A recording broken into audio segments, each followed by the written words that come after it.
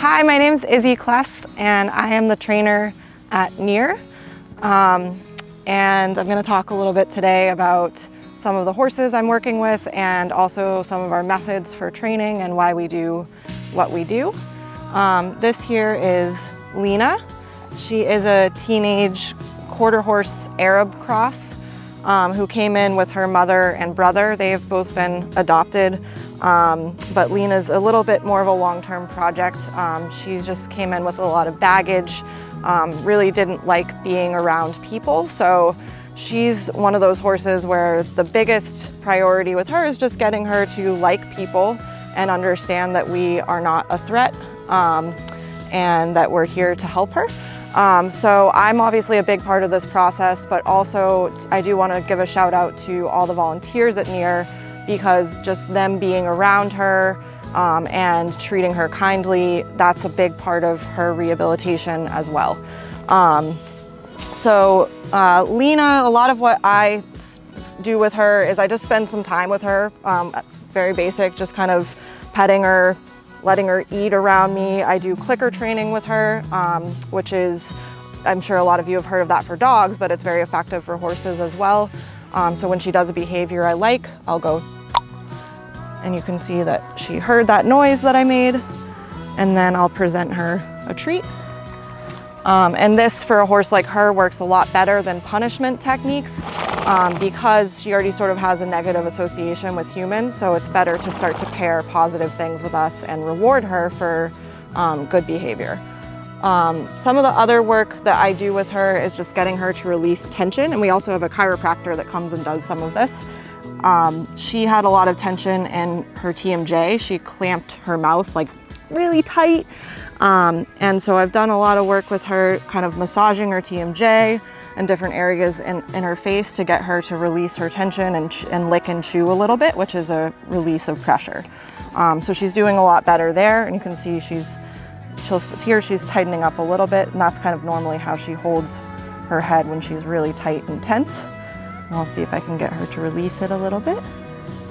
Good girl, good.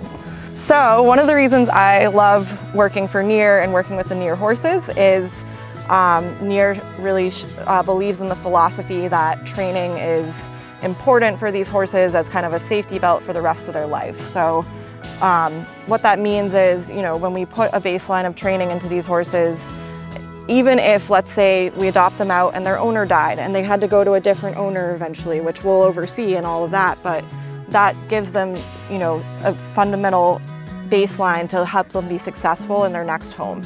And I've found that's really important that horses have that training baseline so that they don't end up just tossed around, because what happens with a horse that maybe doesn't have that baseline, they're going to maybe be dangerous to handle, their owner's going to struggle with them, and what ends up happening is that those are the horses that end up getting tossed around.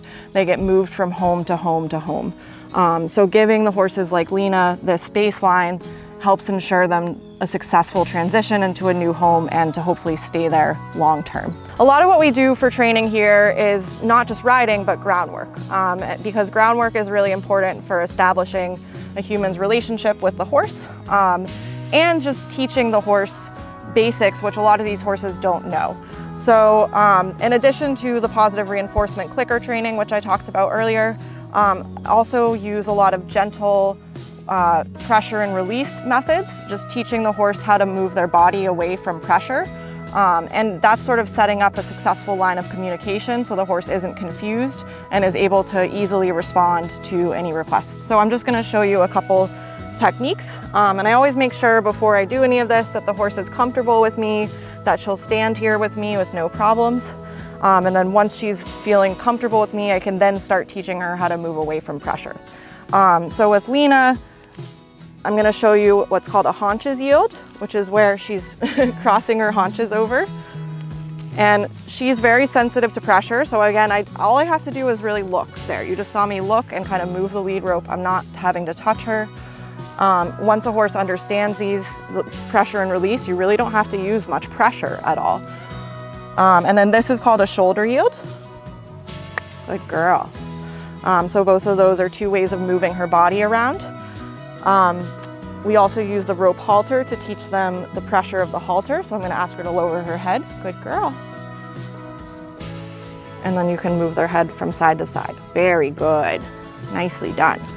Good. So those are just a couple little techniques. There's many other ways of moving horses around and teaching pressure and release, but just establishing kind of the baselines for communication that also help them under saddle. For more information about Lena or about adopting her, please go to www.neernorth.org.